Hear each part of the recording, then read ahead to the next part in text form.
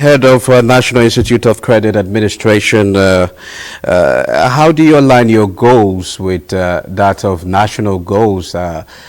renewed hope agenda of somehow achieving sustainable economic growth, most especially with the use of credit, both at micro and macro levels? Recall that at the beginning of President Bola Ahmed administration, he did emphasize that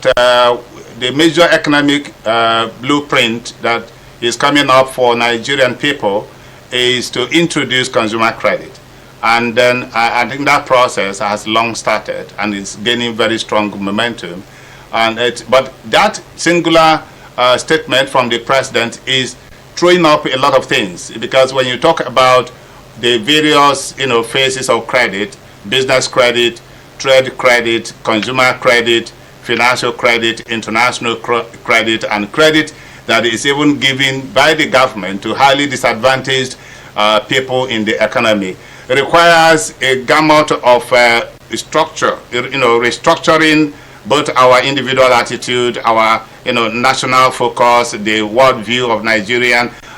people that must look at integrity as the core of lifestyle, because credit in any economy where credit is the driving force, you have to look at the culture of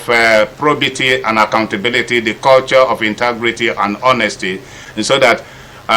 people will feel much comfortable to produce goods, and then in the hope that the market players are there, the people who are who are interested in the products you produce can come forward without necessarily having money in their pocket at the point of sales,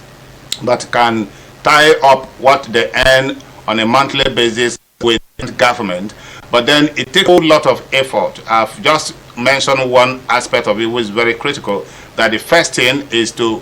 put in place institutional framework that will bring about the meeting point for the givers of credit and the takers of credit. And then we now look at, if I give you credit, can I trust you that on the 30th of the month I will have you pay back, bearing all other circumstances? So it is, and our government has come to realize that yes, the urgent need to move the hardship away from the people, the urgent need to create a program that will ameliorate the consequences of hard economy is very strong on ground. But then when we look at the proper restructuring of reorientationing of our mind towards a much more liberal economy that will give all Nigerians opportunity to actualize themselves, then it will take pretty much time and effort to actually put that in place. And this is the advocacy of the National Institute of Credit Administration, and by the act that establishes us, we have to work whether the government solicit our support or not. The act compels us to produce a blueprint that will give the government a supportive idea to advance the policy that they have put in place for a better economy for Nigerians.